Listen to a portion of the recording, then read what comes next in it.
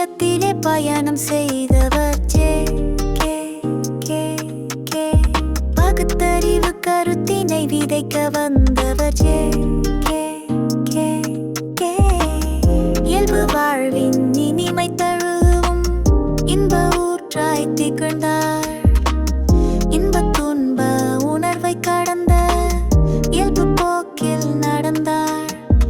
அனைத்து இரின் ஆற்றல் உணர்ந்த அற்புத மனிதர். அன்பை கொண்டு உலகை ஆண்ட அதிசய புனிதர். பாதையற்ற நீளத்திலே பயணம் செய்தவர்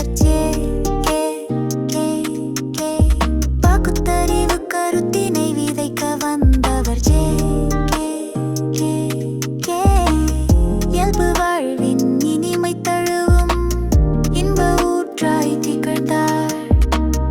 இன்ப துன்ப உணர்வை கடந்த இயல்பு போக்கில் நடந்தார். சாதி மத பேதம் கடந்த சாதனம். சரித்திரங்கள் கண்டிடாத உண்மையின் உருவம்.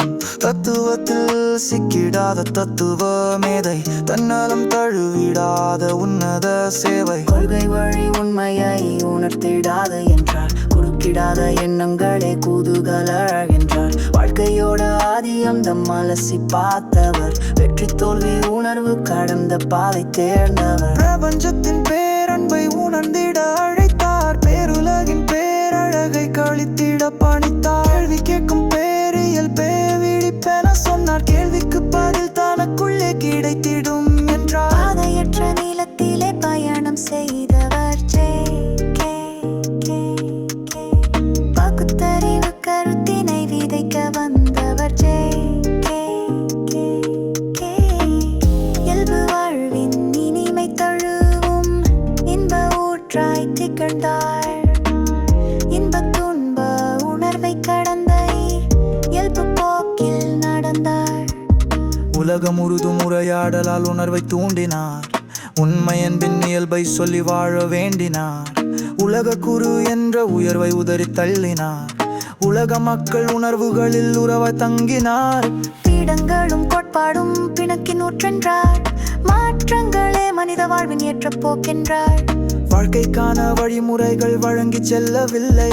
வசந்த வாழ்வின் ஆழம் உணர விலகி செல்லும் தொல்லை. இயல்பான மாற்றம் ஒன்றே இயற்கை உணர்வு என்றார். ஈடு இணையில்லா வாழ்வை என்றும் ரசிக்க சொன்னார். வாழ்க்கையோடு உறவாட பேரின்பம் பெருக்கெடுக்கும். வாய்த்திட்ட அனைத்தையுமே வாழ்ந்திட மனம் துடிக்கும். பாதையற்ற நீள